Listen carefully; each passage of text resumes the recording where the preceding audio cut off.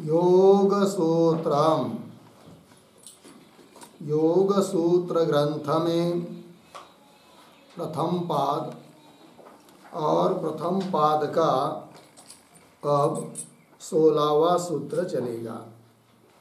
तो सूत्र का उच्चारण कर लेते हैं। तत्परम पुरुष ख्यातेर्गुण वैतृष्ण्यम तत्परम पुरुष ख्यातेर्गुण वैतृष्ण्यम तत्परम पुरुष ख्यातेर्गुण वैतृष्ण्यम तत्परम पुरुष ख्यातेर्गुण वैतृष्ण्यम। ठीक, चलिए भाई। तो योगश्चित्तवृत्ति निरोध, यह बात बताई थी दूसरे सूत्र में। अर्थात चित्तवृत्तियों का निरोध करना, यही है योग अर्थात समाधि। फिर जिन चित्तवृत्तियों का निरोध करना है, उन वृत्तियों के कितने भेद हैं, उनका क्या लक्षण है, उसका विवेचन हुआ। फिर उसके बाद उन वृत्तियों का निरोध करने के लिए उपाय क्या है, तो वह उपाय सूत्र नंबर 12 में बताया था कि अभ्यास वैराग्याभ्याम तन्निरोध। अभ्यास और वैराग्य के द्वारा उन वृत्तियों का निरोध किया जा सकता है। फिर प्रश्न हुआ कि अभ्यास क्या है और वैराग्य क्या है। तो फिर अभ्यास का विवेचन सूत्र नंबर 13 और 14 में हुआ।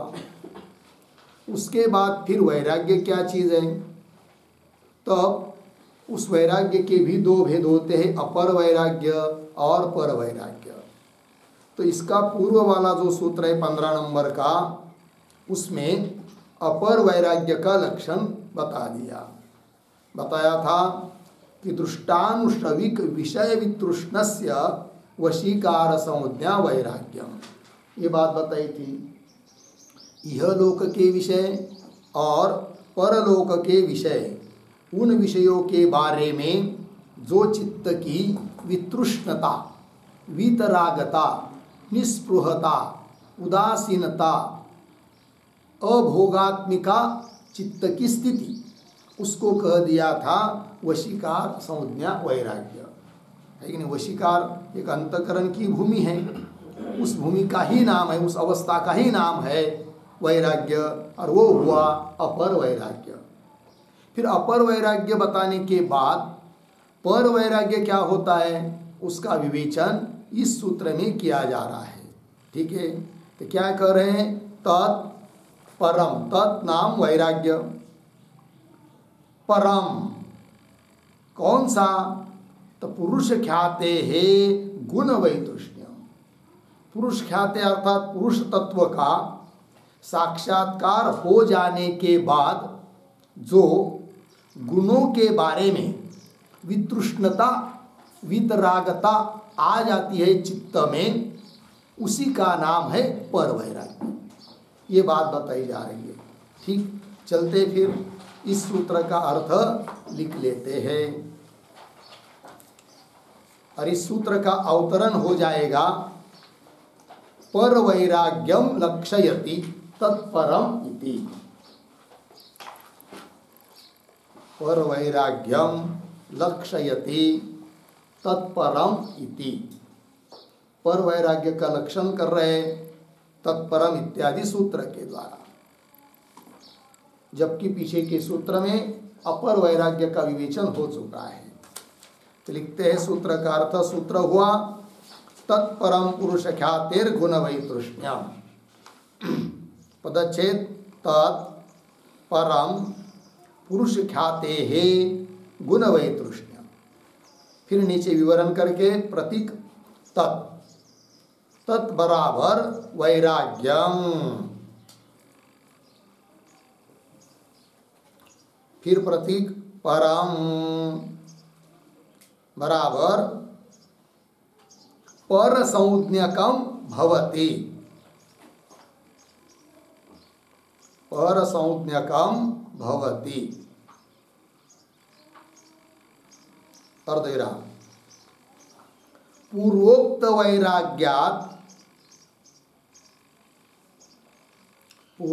वैराग्यात उत्तर काल भावी इति, उत्तर काल भावी इति पूर्णविराम। यदि वा तस्य विषय निमित्ताभ्याम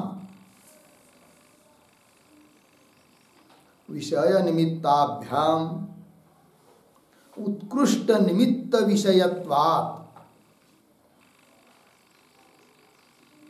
उत्कृष्ट निमित्त विषयत्वात् अर्धविराम। कैवल्यस्य वा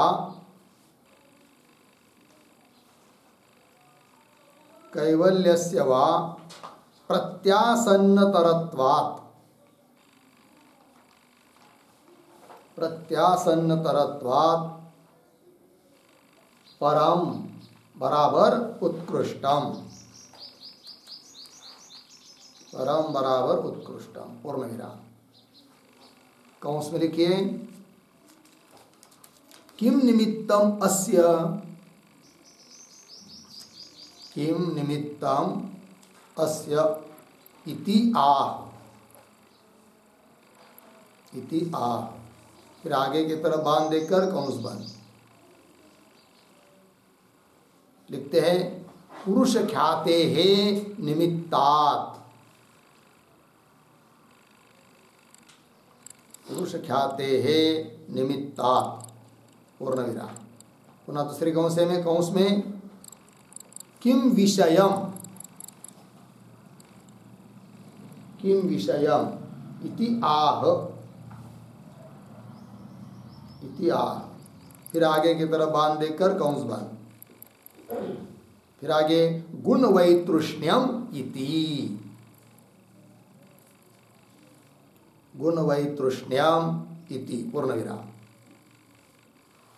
आगे यदा, यदा फिर प्रतीक पुरुष ख्याते है, पुरुष ख्याते है बराबर पुरुष तत्वोपलब्धे है, पुरुष तत्वोपलब्धे है बराबर पुरुष तत्व साक्षात्कारात्,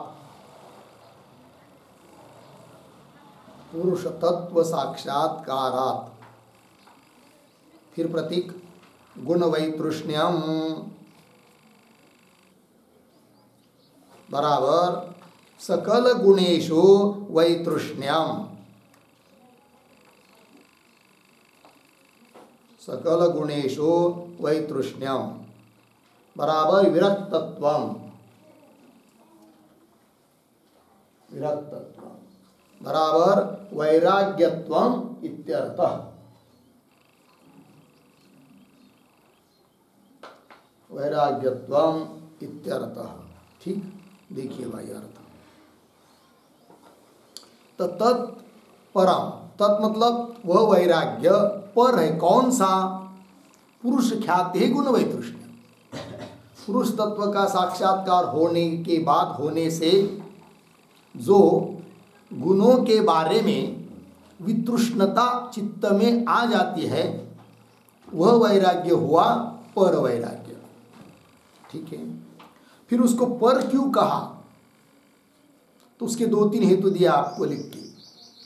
एक तो कह रहे हैं कि पूर्वोक्त वैराग्यात उत्तर काल भावी इति परम, पीछे का वैराग्य है जो कि दोषों विषयों के दोष के दर्शन से उत्पन्न हुआ है। फिर उसके बाद यम नियम आदि जो योग के अंग है उसका अनुष्ठान होता है।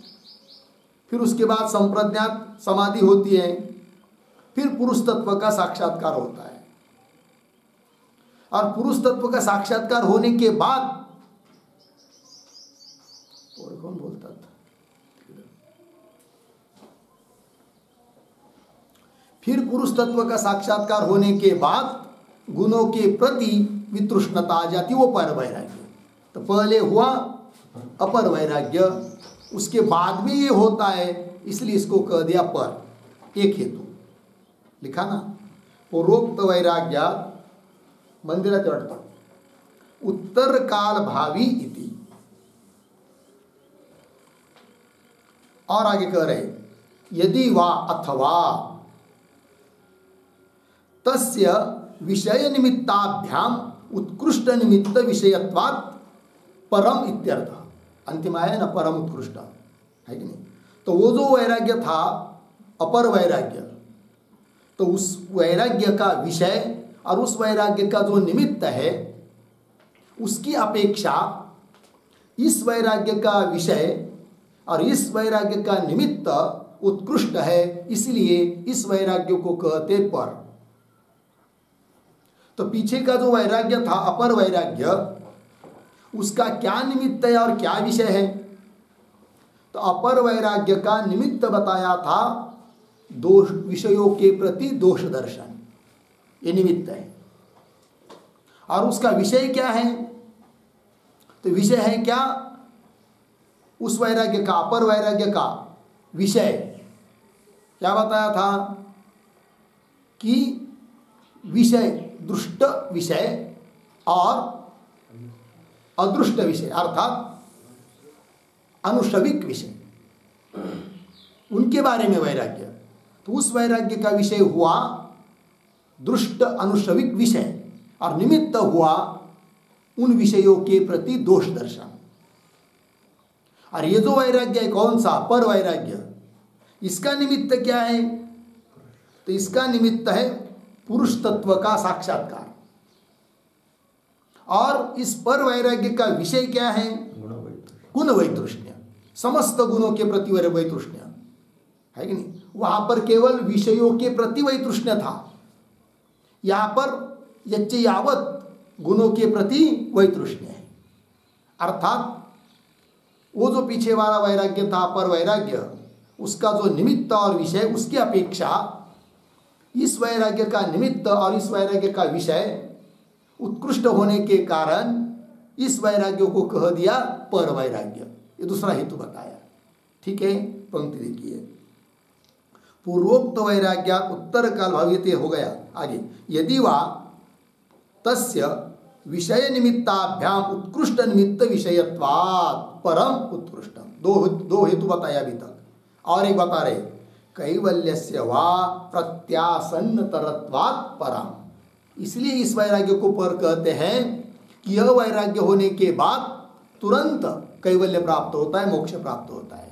तो कैवल्य के दृष्टि से अत्यंत सन्निहित है यह वैराग्य, पर वैराग्य, जबकि वह अपर वैराग्य बहुत दूर है, इसलिए इसको कह दिया क्या, पर वैराग्य। तो कैवल्यस्य वा प्रत्यासन्न तरत्वात् परम अर्थात उत्कृष्टम। ठीक है जी। अब प्रश्न उपस्थित होता है कि इस वैराग्य का निमित्त क्या है और इस वैराग्य का विषय क्या है। तो वो भी आपको लिख के दिया, किम निमित्तम अस्य पर वैराग्यस्य निमित्तम किम, तो कह रहे पुरुष ख्याते है निमित्तात्, पुरुष तत्व का साक्षात्कार। वेदांत की भाषा में कहना हो तो ब्रह्म तत्व का साक्षात्कार, या पुरुष तत्व है वही है, पुरुष तत्व का साक्षात्कार निमित्त है। और किम विषय, इस पर वैराग्य का विषय क्या है भाई, तो गुण वैतृष्ण्यम लग गया, ये हो गई बात। तो ये भाई पर वैराग्य कौन सा, उसका स्वरूप क्या है, तो बता दिया पुरुष ख्याते है गुण वैतृष्ण्यम। तो पुरुष ख्याते है शब्द का क्या अर्थ है वो भी आपको लिख के दिया। यदा पुरुष ख्याते है अर्थात पुरुष तत्वोपलब्ध है, पुरुष तत्व की उपलब्धि अर्थात पुरुष तत्व का साक्षात्कार हो जाता है कि नहीं। तब गुण वैतृष्ण्याम अर्थात सकल गुणेषु, रजोगुण तमोगुण सत्वगुण, सत्वगुण का कार्य, तीनों गुणों का कार्य, सब के प्रति वैतृष्ण्य, विरक्तत्व, वैराग्यत्व, इस प्रकार का यह जो वैराग्य है इसका नाम है पर वैराग्य। हो गया। आइए आगे अब चलते हैं भाष्य में।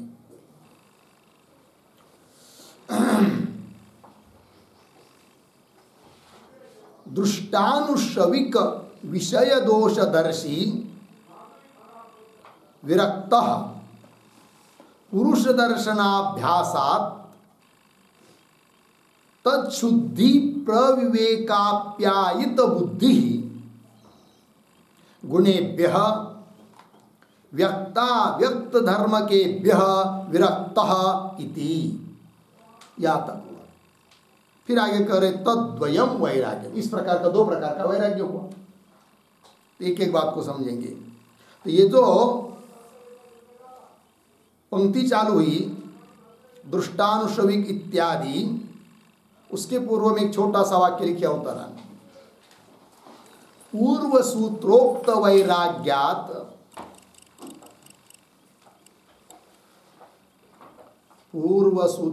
वैराग्यात अस्य भेदं दर्शयति। अस्य भेदं दर्शयति दृष्टा इति। वो पीछे के सूत्र में जो वैराग्य बताया था अपर वैराग्य, उसकी अपेक्षा इस पर वैराग्य का क्या भेद है और लक्षण क्या है, ये सब दिखा रहे हैं दृष्टा इत्यादि पंक्ति के द्वारा। देखिए एक एक बात। तो दृष्टानुश्रविक विषय दोषदर्शी कोई साधक योगी पुरुष है कि नहीं, वही उसी के लिए शब्द आया है विरक्त। विरक्त योगी, विरक्त साधक, उसका विशेषण है दृष्टानुश्रविक विषय दोषदर्शी विरक्त। उसको फिर पर वैराग्य उत्पन्न होता है। पहले वो उत्पन्न हुआ कौन सा, अपर वैराग्य। तो वही कह रहे दृष्टानुश्रविक। दृष्ट मतलब यह लोक के विषय और अनुश्रविक मतलब परलोक के विषय, और उन दोनों प्रकार के विषयों में दोष को देखने वाला। क्या क्या दोष हो सकते विषयों में बताए थे कल। तो उन विषयों में दोष का दर्शन करने वाला कोई विरक्त पुरुष। विरक्त मतलब, विरक्त शब्द का अर्थ है वशीकार समुद्यक वैराग्यवान, वो सब लिखा देंगे। अपर वैराग्य वाला पुरुष। फिर जब अपर वैराग्य हुआ, योग के जो अंग हैं यम नियम आदि उसका अनुष्ठान करने लगा। फिर संप्रज्ञात समाधि उत्पन्न हुई। ध्यान दीजिए क्रम को। फिर संप्रज्ञात समाधि हुई तो फिर उसको धीरे धीरे परिपक्वावस्था आते आते पुरुष तत्व का साक्षात्कार हुआ। फिर पुरुष तत्व का साक्षात्कार होने से उसमें पर वैराग्य आ जाता है। फिर पर वैराग्य होने के बाद असंप्रज्ञात समाधि में वो चला जाता है।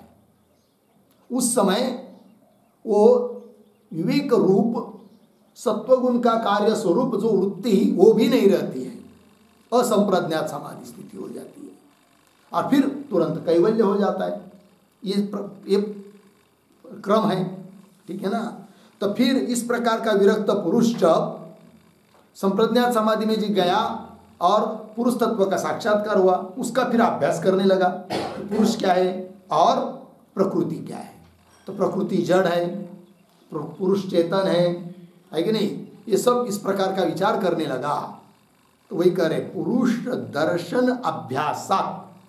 वह विरक्त पुरुष, अपर वैराग्यवान पुरुष, पुरुष दर्शन के अभ्यास से उसमें प्रविवेक उत्पन्न हुआ और प्रविवेक उत्पन्न होने से उसकी बुद्धि आप्यायित हो गई।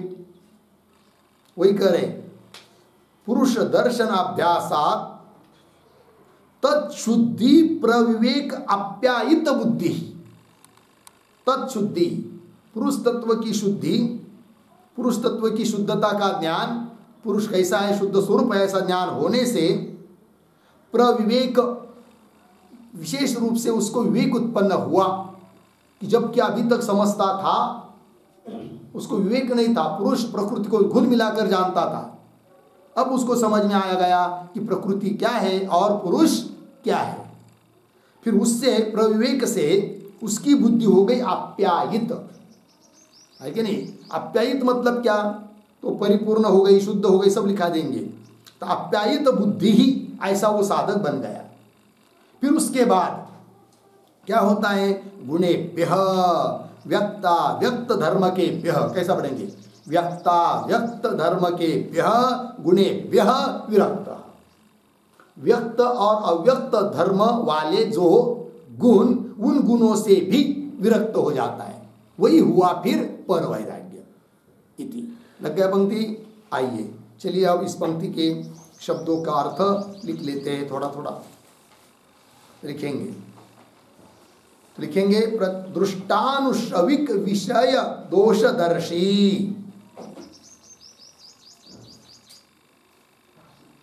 दृष्टानुश्रविक विषय दोषदर्शी विरक्त प्रतीक है। विरक्त बराबर वशीकार वैराग्यवान, वशीकार वैराग्यवान। फिर आगे प्रतीक पुरुष दर्शनाभ्यासात प्रतीक है। पुरुष दर्शनाभ्यासात बराबर विवेकाभ्यासात, विवेकाभ्यासात।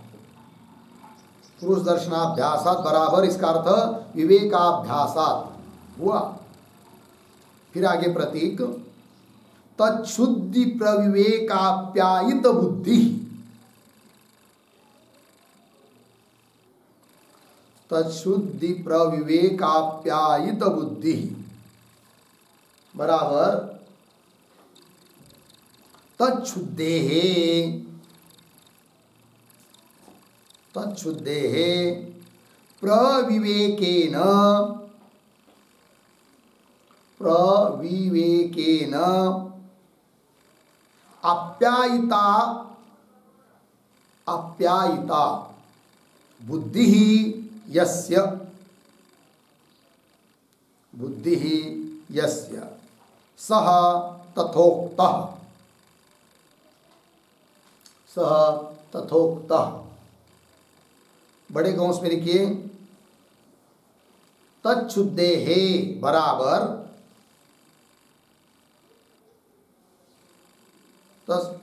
तच्छुद्धेः बराबर तस्य पुरुषस्य शुद्धेः, तस्य पुरुषस्य शुद्धेः। फिर आगे प्रविवेकेन, प्रविवेकेन बराबर गुण पुरुषयोः, गुण पुरुषयोः प्रकर्षेण, प्रकर्षेण विवेकः प्रविवेकः, प्रकर्षेण विवेकः प्रविवेकः। तेन प्रविवेकेन, तेन प्रविवेकेन बराबर विविक्त ज्ञानेन, विविक्त ज्ञानेन। छोटे कौंस में लिखिए पुरुषः शुद्धः अनन्तः अर्धविराम तद विपरीताः गुणाः, तद विपरीताः गुणाः इति विविक्त ज्ञानेन, इति विविक्त ज्ञानेन कौंस बंद। फिर आगे आप्यायिता, आप्यायिता बराबर कृतकृत्या, कृतकृत्या बराबर परिपूर्णा, परिपूर्णा बराबर तृप्ता, तृप्ता बराबर समाप्त पुरुषार्थ, समाप्त पुरुषार्थ। बुद्धि यस्य, बुद्धि यस्य स योगी, स योगी। ठीक है ना। आगे प्रतीक व्यक्ताव्यक्त धर्म के गुणेभ्यः।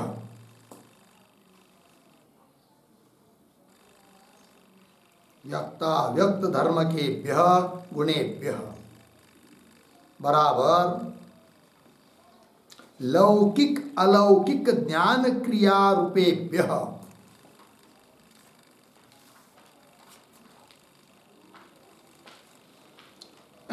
लौकिक अलौकिक ज्ञान क्रिया रूपेभ्यः।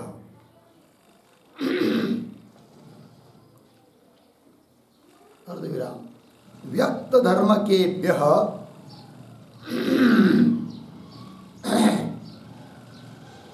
व्यक्त धर्म केभ्यः तथा तथा विदेह प्रकृति लय रूप विदेह प्रकृति लय रूप अव्यक्त धर्म केभ्यः अव्यक्त धर्म केभ्यः गुणेभ्यः गुणेभ्यः विरक्तः विरक्तः बराबर उदासीनः भवति उदासीनः भवति। पूर्ण विराम। आगे तद्वयम वैराग्यम प्रतीक है। तद्वयम वैराग्यम बराबर तत् प्रतीक तत् बराबर तस्मात् तस्मात् फिर प्रतीक द्वयम बराबर अपरम परम च अपरम परम च वैराग्यम भवति इति वैराग्यम भवति इति। पूर्ण विराम। पैराग्राफ छोड़कर पूर्व सूत्रे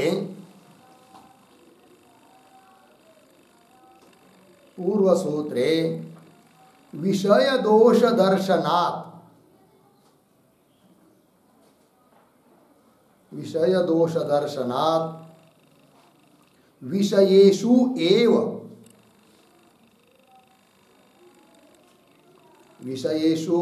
एव वैराग्यम उक्तम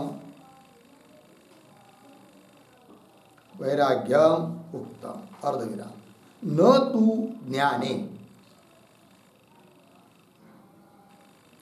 तु ज्ञाने अर्धविराम। तदानीं ज्ञाने अपि विनाशित्वादि दोष दर्शन साम्ये विनाशित्वादि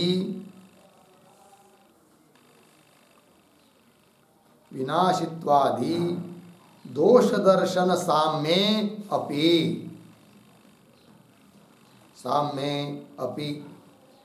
न अलम बुद्धि रूपम वैराग्यम संभवति।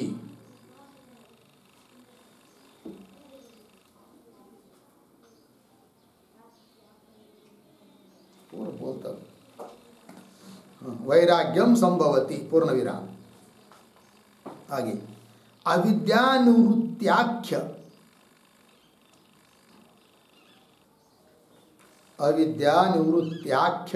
प्रयोजनवत्वात्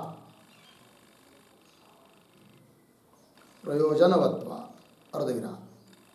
अत्र तु सूत्रे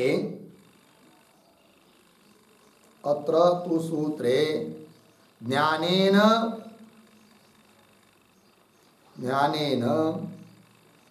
अविद्यानिवृत्त्यादौ सिद्धे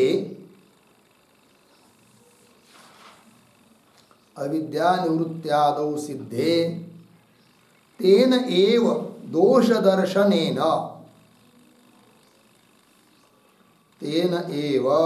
दोषदर्शनेन अनात्मदृष्ट्या च अनात्म दृष्टिया च ज्ञान साधारणेषु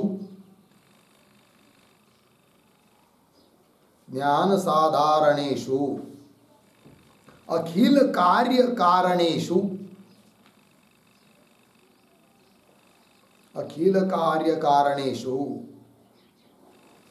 आत्मतृप्तस्य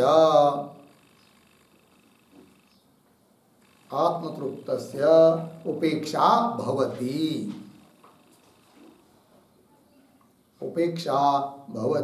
इति वैराग्ययोः भेदः अस्ति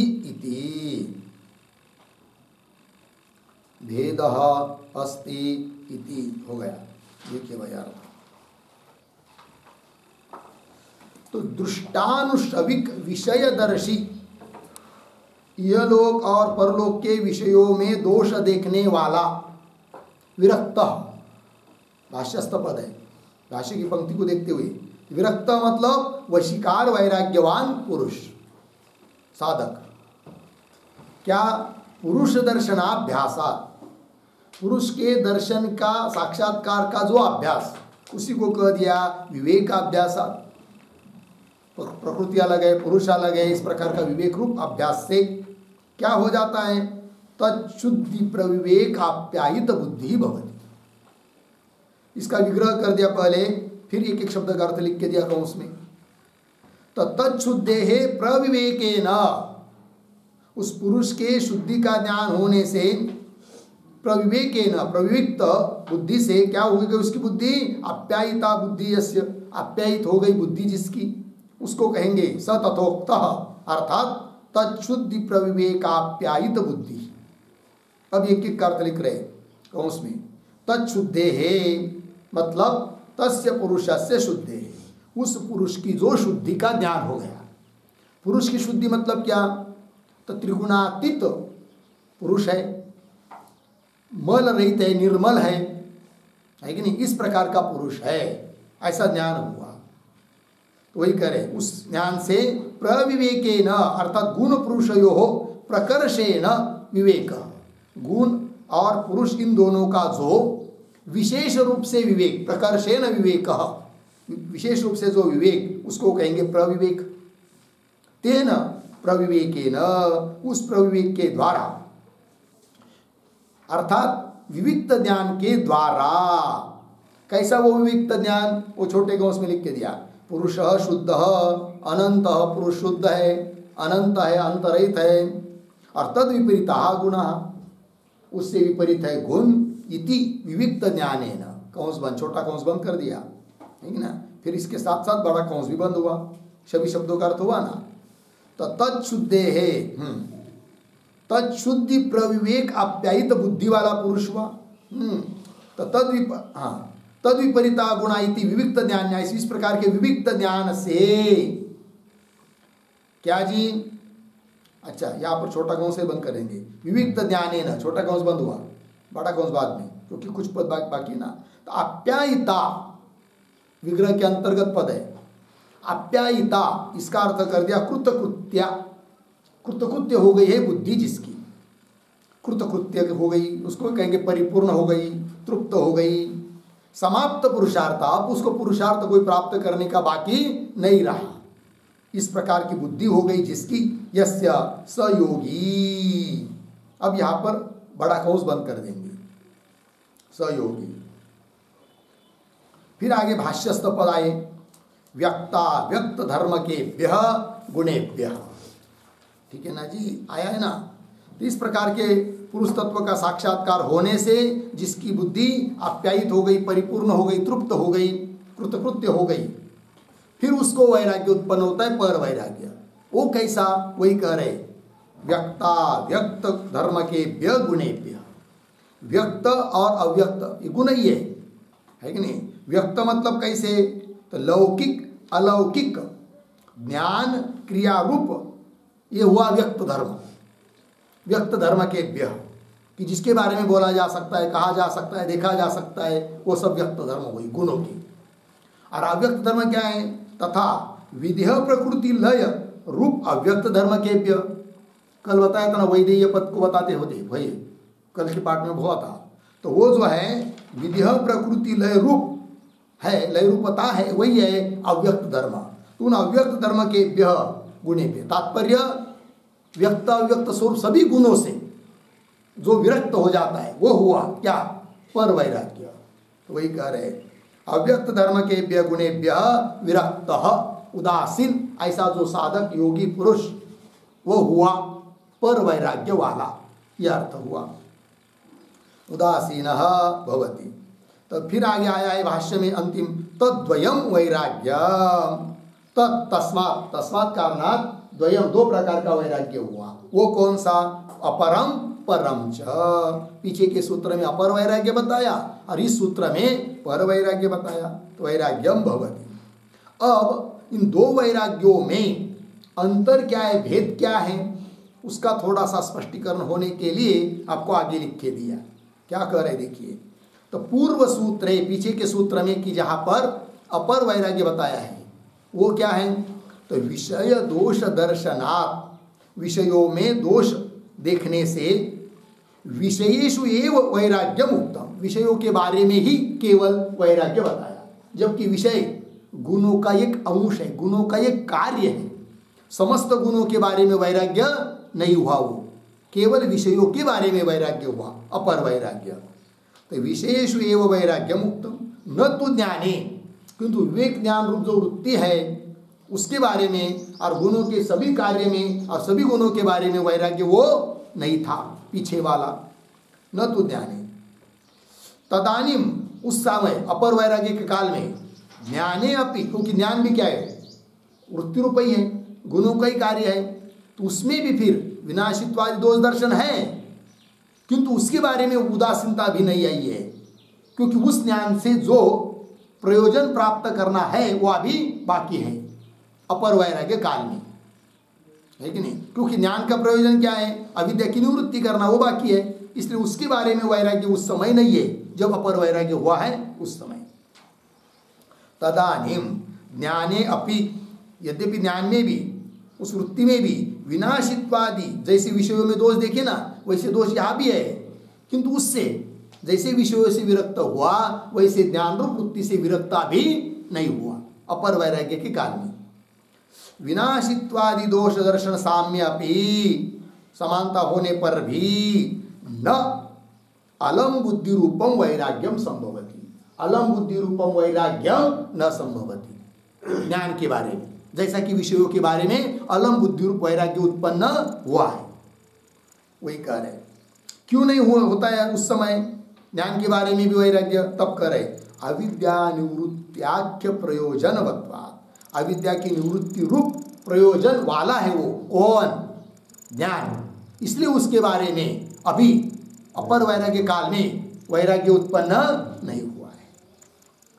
और इस सूत्र में जो वैराग्य बताया, अब तो क्या हुआ है, अत्र तु सूत्रे ज्ञानेन, अब ज्ञान भी प्राप्त हो चुका है, तो ज्ञानेन अविद्या निवृत्त्यादौ सिद्धे, अविद्या की भी क्या हो गई, निवृत्ति हो गई है। तो अविद्या की निवृत्ति सिद्ध होने पर तेन एव दोष दर्शनेन, उसी दोष विषयों में जो दोष देखे थे उन्हीं दोष दर्शनों से और अनात्म दृष्टिया, क्योंकि विवेक वृत्ति ज्ञान जिसको कहते हैं वो भी क्या है, अनात्मा ही है, उससे अतिरिक्त है कौन, पुरुष, जिससे वृत्ति का गुण का कोई संबंध नहीं है, ऐसा पुरुष तत्व अलग है, ठीक है ना। तो वो वृत्ति रूप जो ज्ञान है वह अनात्मा ही है। तो अनात्म दृष्टि से,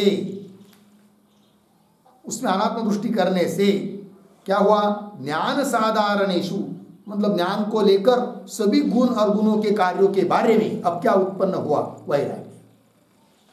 ज्ञान साधारणेषु अखिल कार्य कारणेषु, समस्त कार्य कारणों के बारे में क्या, उपेक्षा, आगे आया ना उपेक्षा, किंतु किसको, आत्मतृप्तस्य, जिसको अभी आत्म साक्षात्कार हुआ है, पुरुष तत्व का साक्षात्कार हुआ है, उसके हृदय में सभी कार्य कारण के बारे में उपेक्षा उत्पन्न हुई, वही हुआ पर वैराग्य, ठीक है।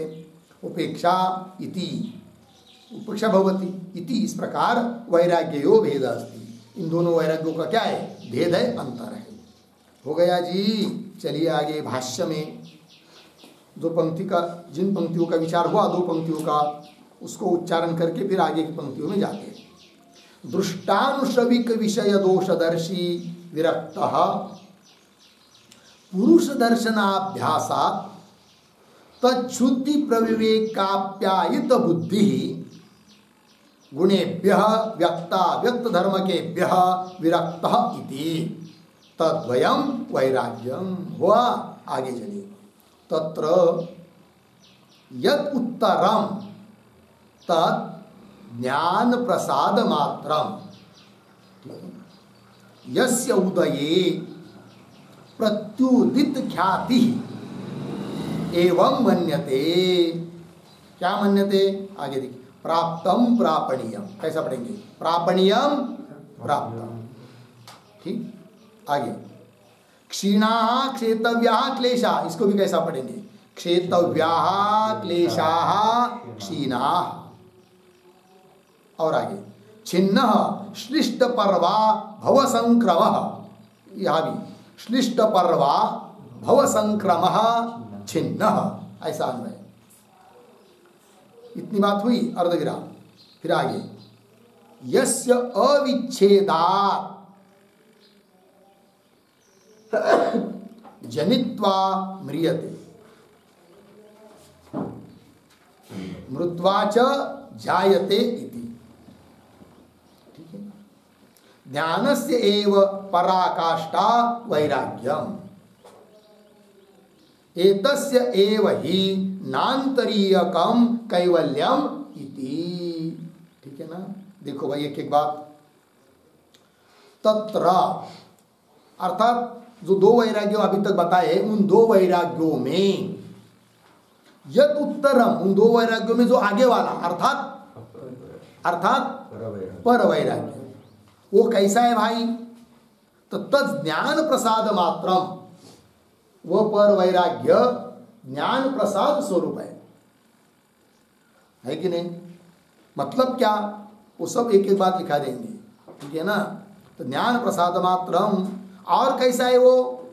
तो कर यस्य उदये, है कि नहीं? तो जिसका उदय होने पर ज्ञान प्रसाद ही हो, तो ज्ञान प्रसाद उत्पन्न होने पर जिसको उत्पन्न हुआ है, जिसमें उत्पन्न हुआ है, ऐसा जो पुरुष साधक योगी, वो कैसा हो जाता है? प्रत्युदित ख्याति। अर्थात एक शब्द में कहना हो तो सब लिखा देंगे, तत्व साक्षात्कारी, है कि नहीं? तो प्रत्युदित ख्याति ही अर्थात ज्ञानी क्या क्या कहता है, क्या मानता है अपने को? फिर एवं मन्यते, ऐसा समझता है अपने को। अभी तक समझता था मैं दुखी हूँ, सुखी हूँ, है कि नहीं? शरीर के धर्मों लेकर, गुणों के धर्मों को लेकर अपने में लादता था, है कि नहीं? अब कैसा बोलता है, क्या कहता है, क्या सोचता है? एवं मन्यते, क्या? प्रापणीयम प्राप्त। इधर वेदांत में जैसे जीवन मुक्त स्थिति को प्राप्त हुआ पुरुष, उसकी जो तृप्ति है, उस तृप्ति वाला ये हो जाता है। वही कह रहे प्रापणीयम प्राप्त, जो अब मुझे प्राप्त करना था वो प्राप्त हो गया। और क्षेतव्या क्लेशा, क्षेतव्या मतलब नष्ट करने योग्य जो क्लेश थे वो सब क्षीणा नष्ट हो गए। और श्लिष्ट पर्वा भव संक्रम, भव संक्रम शब्द का अर्थ होता है संसार चक्र, और उसका विशेषण है श्लिष्ट पर्वा, है कि नहीं? श्रृंखलाबद्ध, जिसकी कड़ी एक के साथ एक जुड़ी हुई है, ऐसा जो संसार चक्र है वो भी अब छिन्न छिन्न नष्ट हो गया, है कि नहीं? ये बात बोलता है, ये बात सोचता है। और फिर उसके विपरीत यस्य अविच्छेदात्, जिसका विच्छेद नहीं हुआ था, न होने से अभी तक क्या हो रहा था? जनित्वा म्रियते, कोई भी प्राणी, है कि नहीं? तो जब उत्पन्न होता है मरता है, फिर मरने के बाद पुनः जन्म लेता है कि नहीं? इति, इस प्रकार ज्ञानस्यैव पराकाष्ठा वैराग्यम। ये जो पर वैराग्य ना, ये क्या है? जैसे कि ज्ञान की ही पराकाष्ठा है, ज्ञान की पराकाष्ठा यह वैराग्य है, ये बात। और एतस्यैव ही नान्तरीयकम कैवल्यम, इसका ही क्या है? नान्तरीयक है कौन? कैवल्य, है कि नहीं? तो नान्तरीयक क्या है भाई? ये भी सब लिखा देते हैं। तो चलिए यहाँ से जो चालू हुआ ना, तत्र से लेकर, तो सभी एक एक शब्दों का अर्थ लिखते हुए भाष्य की पंक्तियों को समझ लेंगे। ठीक है, तो चलिए। प्रतीक तत्र, तत्र बराबर तयोः द्वयोः, तयोः द्वयोः वैराग्ययोः मध्ये, वैराग्ययोः मध्ये। फिर प्रतीक यद उत्तरम, यद उत्तरम बराबर अपर वैराग्यापेक्षया, अपर वैराग्यापेक्षया उत्तरम बराबर पर वैराग्यम, पर वैराग्यम। फिर आगे प्रतीक तद ज्ञान प्रसाद मात्रम,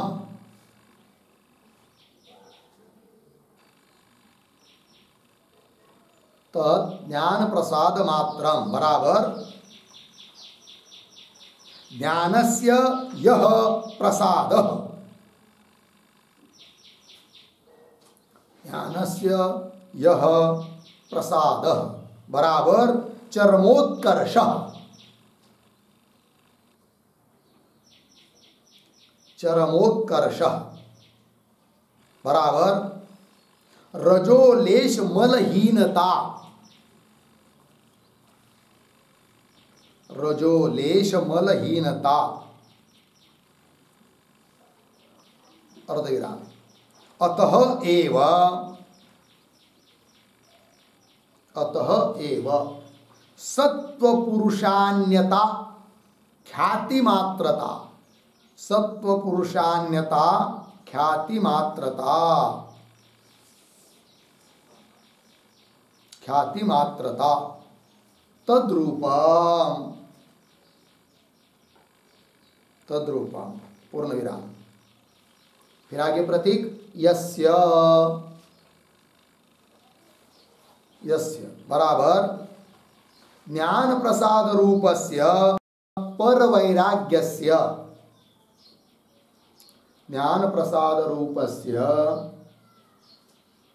पर वैराग्यस्य उदये सति, उदये सति प्रतीक है बराबर सिद्धे सति,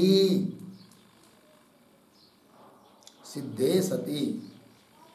फिर प्रतीक प्रत्युदित ख्याति, प्रत्युदित ख्याति बराबर अविप्लुत विवेकः, अविप्लुत विवेकः, अविप्लुत विवेकः बराबर आत्मज्ञान युक्तः योगी, आत्मज्ञान युक्तः योगी। फिर प्रतीक एवं मन्यते, एवं मन्यते बराबर ईदृशम जानाति, ईदृशम जानाति पूर्ण विराम। फिर आगे प्रतीक प्रापणीयम, प्रापणीयम बराबर कैवल्यम,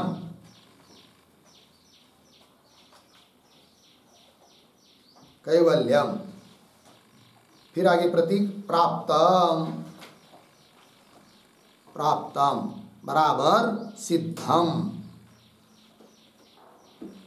सिद्धम पूर्ण विराम। आगे क्षेतव्याः क्लेशाः प्रतीक क्षेतव्याः क्लेशाः, क्षेतव्या का चाहिए तो अर्थ लिखिए, क्षेतव्या बराबर नष्टव्या।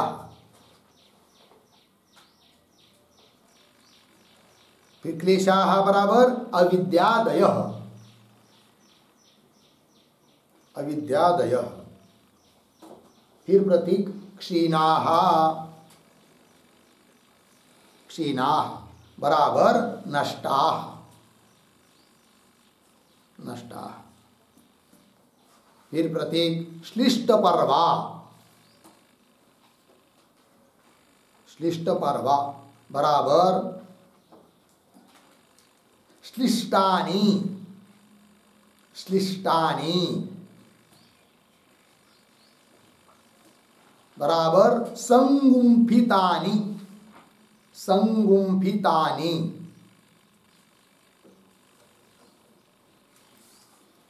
संगुम्फितानि। पर्वाणि, पर्वाणि बराबर खंडानि, खंडानि। यस्य, यस्य असौ, असौ श्लिष्ट पर्वा, श्लिष्ट पर्वा बराबर संधिहीनः संजातः, संधिहीनः संजातः। फिर आगे प्रतीक भवसंक्रमः, भवसंक्रमः बराबर जन्म संक्रमः,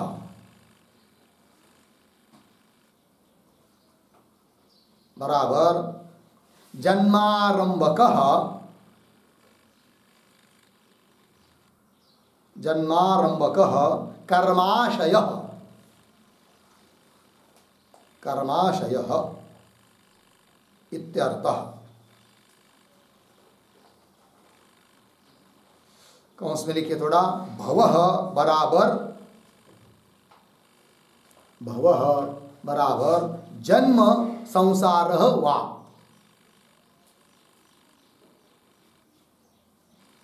जन्म संसारः वा तस्य संक्रमः, तस्य संक्रमः बराबर चक्रम, चक्रम बराबर संसार चक्रम,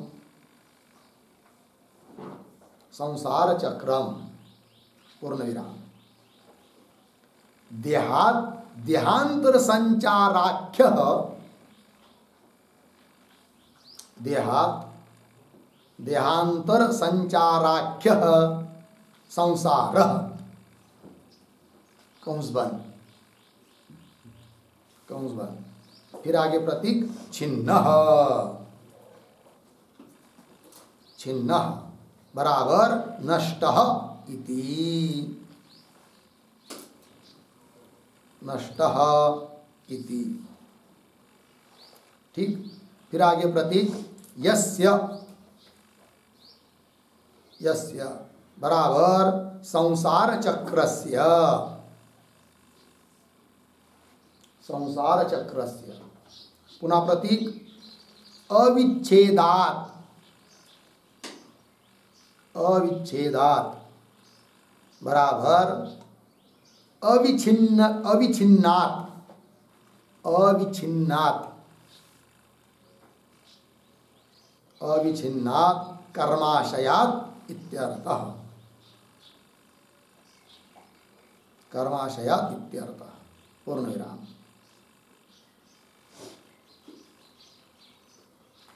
क्यों वहाँ ऐसा करिए, अविच्छिन्नात् कर्माशयात्, उतना इतना हुआ ना, इत्यर्थ को छोड़ दीजिए।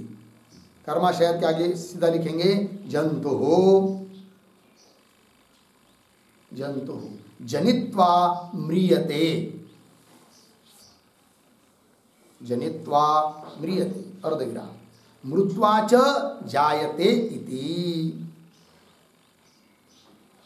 मृत्वा च जायते इति पूर्ण विराम। एवं हो गया ना। जायते इति। होगा इतना, एवं को छोड़ दीजिए, बाद में लिखते हैं।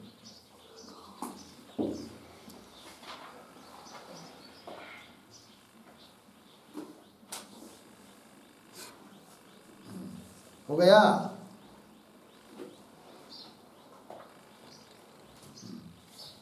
इतने का अर्थ समझ लेंगे। मृत्वाच जायते या तक हुआ, फिर ज्ञान से व पराकाष्ठा वैराग्यम न एतस्यैव ही नान्तरिकम कैवल्यम, बाद में समझते हैं। देखिए तत्र पद आया है, तत्र का अर्थ कर दिया तयो, उन दोनों में। कौन दोनों में? तयो हो द्वयो हो वैराग्य हो मध्य, क्योंकि अभी तक दो वैराग्यों का विवेचन हुआ। उन दो वैराग्यों के बीच में यद उत्तरम, जो आगे वाला वैराग्य है, अर्थात पर वैराग्य, वही कह रहे यद उत्तरम अर्थात पर वैराग्यम। तत् वो कैसा है? ज्ञान प्रसाद मात्र, वो ज्ञान प्रसाद स्वरूप है। मतलब क्या भाई? तो ज्ञान से यह प्रसाद, ज्ञान का जो विवेक, ज्ञान का जो प्रसाद, प्रसाद शब्द का अर्थ कर दिया चरमोत्कर्ष, अंतिम उत्कर्ष, अंतिम सीमा, पराकाष्ठा, है कि नहीं? तो चरमोत्कर्ष, ऐसा वो विवेक ज्ञान हो गया कि जिसमें रजोलेश मल भी नहीं रहा बिल्कुल। तो रजोलेश मलहीनता, अतएव इसलिए तो सत्व पुरुष अन्यता ख्याति मात्रता। सत्व, सत्व शब्द का अर्थ है प्रकृति अर्थात प्रधान, और पुरुष अन्यता भेद, पुरुष और प्रकृति का भेद, ख्याति मतलब ज्ञान, अन्यता ख्याति मात्रता, बस केवल भिन्नता का ज्ञान रह जाता है। तद्रूपा मतलब ज्ञान प्रसाद मात्रम, कौन? पर वैराग्य। ये पर वैराग्य क्या है? ज्ञान प्रसाद मात्र है। जैसे कि ज्ञान की चरम सीमा ही यह पर वैराग्य है कि नहीं? ये कह रहे हैं। फिर उसी के बारे में आगे कह रहे हैं यस्य इत्यादि से। तो यस्य अर्थात ज्ञान प्रसाद रूप से पर वैराग्य से उदय, ज्ञान प्रसाद स्वरूप जो पर वैराग्य है उसका उदय होने पर क्या? प्रत्युदित ख्याति एवं मन्यते। प्रत्युदित ख्याति का अर्थ हुआ अविप्लुत विवेक, जिसका विवेक का लोप नहीं हुआ है, विवेक जिसमें है। तात्पर्य आत्मज्ञान युक्त योगी, ज्ञानी पुरुष। एवं मन्यते अर्थात ईदृशम जानाति, ऐसा अपने को जानता है। क्या सोचता है? वही आगे दिया, प्राप्तव्य, प्रापणीयम प्राप्तम। प्रापणीयम जो प्राप्त करने योग्य था, वो कौन प्राप्त करने योग्य है? अंतिम प्राप्त करने योग्य एक ही बात है, वो कौन? कैवल्य। तो कैवल्यम प्राप्तम अर्थात सिद्धम, सिद्ध हो गया, कृतकृत्य हो गया अब मैं, ये सोचता है। और क्या?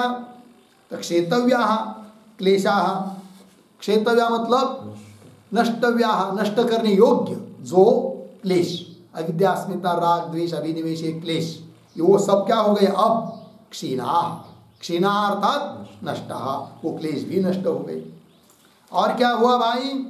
तब आगे कह रहे श्लिष्ट पर्वा भव संक्रम छिन्ना। तो श्लिष्ट पर्वा ये विशेषण है भव संक्रम का। भव संक्रम का शब्द का अर्थ है संसार चक्र, और ये संसार चक्र कैसा है? श्लिष्ट पर्वा। श्लिष्ट पर्वा के लिए एक शब्द लिखना हो तो श्रृंखलाबद्ध, थोड़ी भी छूट नहीं है। जन्म मृत्यु, मृत्यु जन्म, जन्म मृत्यु, मृत्यु जन्म चलता रह रहा है, इसलिए कह दिया उसको श्लिष्ट पर्व। पर्व खंड, कांड है कि नहीं? कांडी होती है कि नहीं उसाची या बांस की। तो श्लिष्ट पर्वा भव संक्रम, उसी के बारे में भी लिख रहे। श्लिष्टानी का अर्थ हुआ संगुंफितानी, अच्छी तरह से गुंफित हुए है पर्व जिसके। तो पर्वाणी अर्थात खंडानी यस्य असौ श्लिष्ट पर्व, अर्थात संधिहीन, बिल्कुल बीच में संधि नहीं है, जुड़ा हुआ है, सटा हुआ है कि नहीं? सटे हुए पोरो वाला, पैरो वाला, पोरो वाला, पोर मतलब वही खंड, पर्व है कि नहीं? अवस्था, टप्पा जिसको कहेंगे।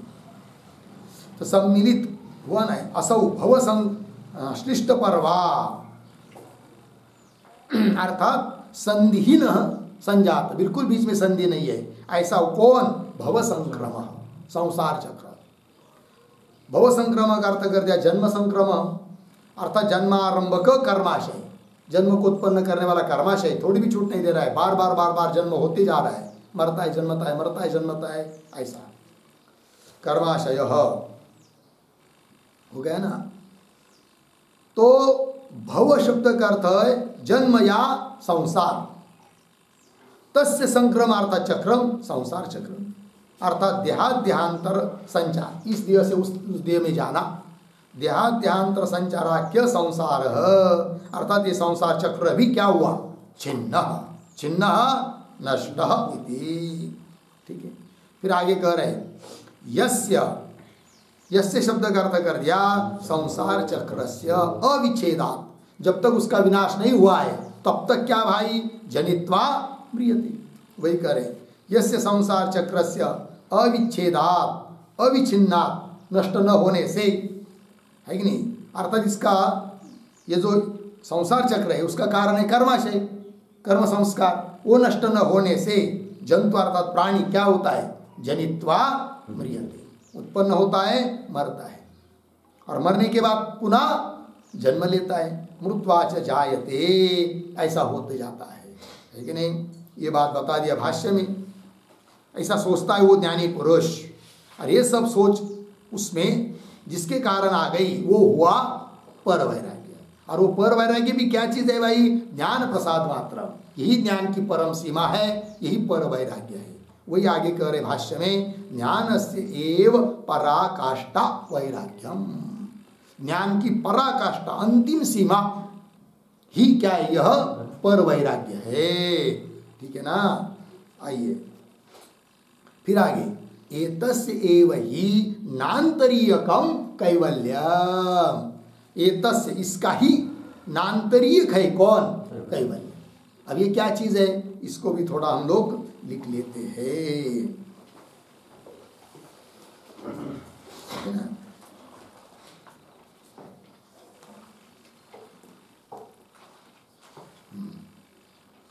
तो ज्ञान से एव पराकाष्ठा वैराग्य हुआ ना, फिर आगे आया है प्रतीक एतस्य एव, लिखेंगे प्रतीक एतस्य एव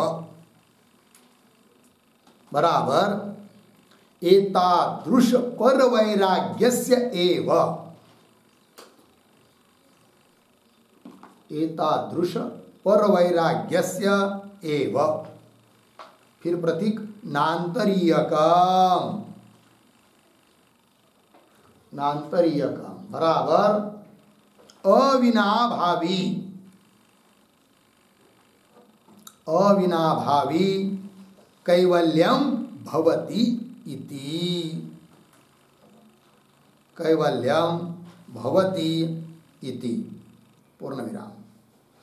फिर आगे पुनः थोड़ा लिखिए नान्तरीयकम, ये प्रतीक इसको लेकर लिखते थोड़ा, नान्तरीयकम बराबर अंतरः, अंतरः बराबर विना, विना लिखा, भवतीति अंतरियम, भवतीति अंतरियम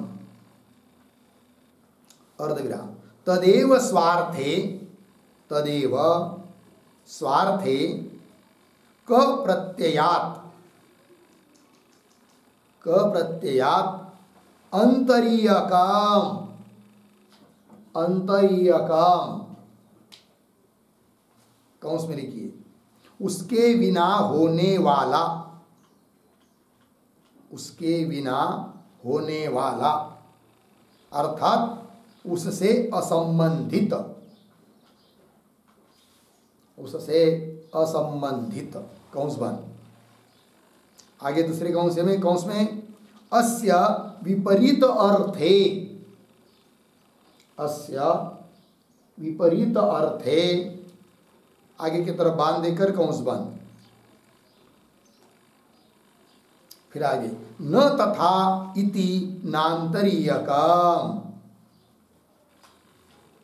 न तथा इति नान्तरीयकम कौंस में लिखिए, उसके बिना न होने वाला,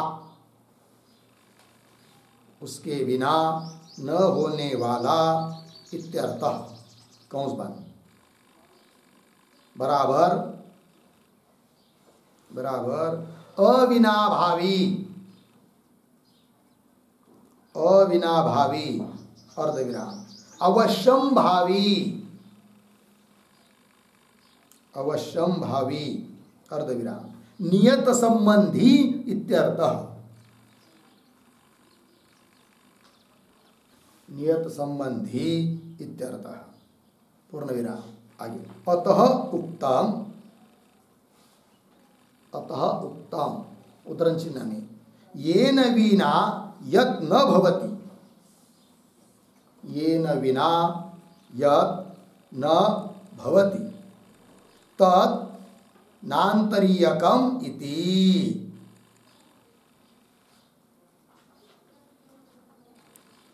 तत् नान्तरीयकम इति। ठीक है, उद्धरण चिन्ह 1 इति।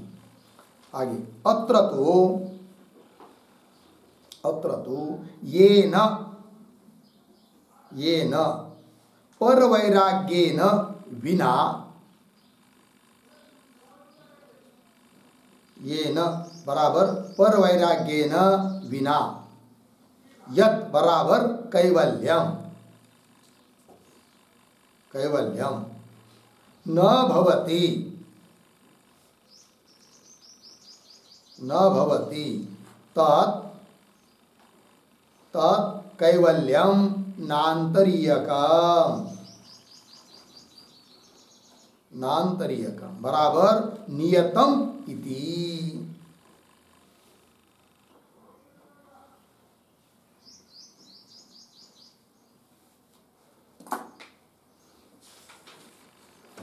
ठीक है, देखिए भाई अर्थ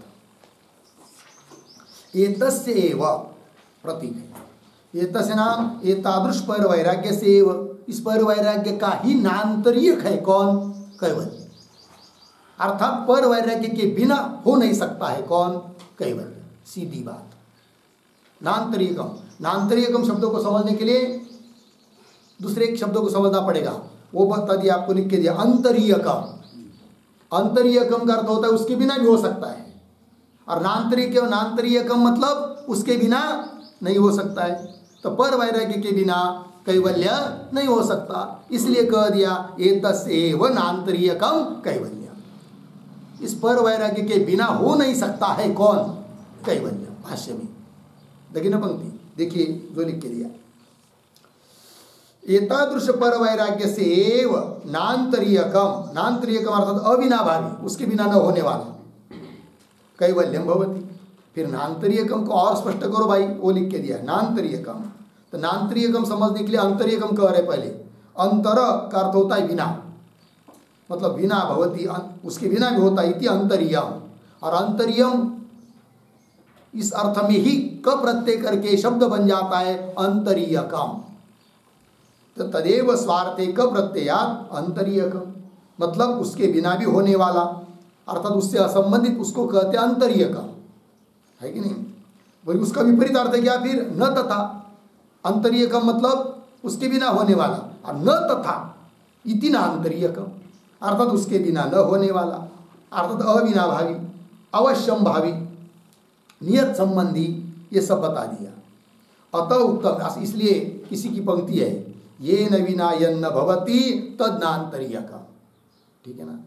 तो ये न बिना, उसको और स्पष्ट कर रहे, अत्र तो ये न अर्थात ये न बिना, जिसके बिना, पर वैराग्येन बिना, यत् कैवल्यम न भवति, इसलिए तत् मतलब कैवल्यम कैसा हुआ? नान्तरीयकम, अवश्य नियतम भवति। पर वैराग्य हुआ जरूर कैवल्य होगा, पर वैराग्य नहीं है तो कैवल्य नहीं हो सकता, ये मतलब हुआ। दूसरे उदाहरण में समझना हो तो ये न विना यन्न भवति तद नान्तरीयकम, तो कैसा जोड़े? ये न वन्निना विना यत् न भवति, यत् कौन? धूम, वन्य और धूम का उदाहरण ले रहे हैं अभी। तो ये न विना, ये न वन्निना विना यत् धूमः न भवति, धूम नहीं हो सकता है ना, वन्य के बिना धूम कहाँ से होगा, है कि नहीं? इसलिए तत् धूमः नान्तरीयकम, है कि नहीं? धूम कैसा हुआ? नान्तरीय, अर्थात वन्य के बिना नहीं हो सकता। उस प्रकार यहाँ पर वैराग्य के बिना कैवल्य नहीं हो सकता, इसलिए तस्यैव पर वैराग्य का ही नान्तरीयक है। कौन? कैवल्य। लग गया कि हाँ, तो नान्तरीय काम कैवल्यम हो गया जी। इसके साथ साथ ये 16 नंबर के सूत्र का भाष्य पूरा हुआ। आगे का विचार हम लोग कल करेंगे। ओम पूर्णमिदं पूर्णात् पूर्णमुदच्यते पूर्णस्य पूर्णमादाय पूर्णमेवावशिष्यते।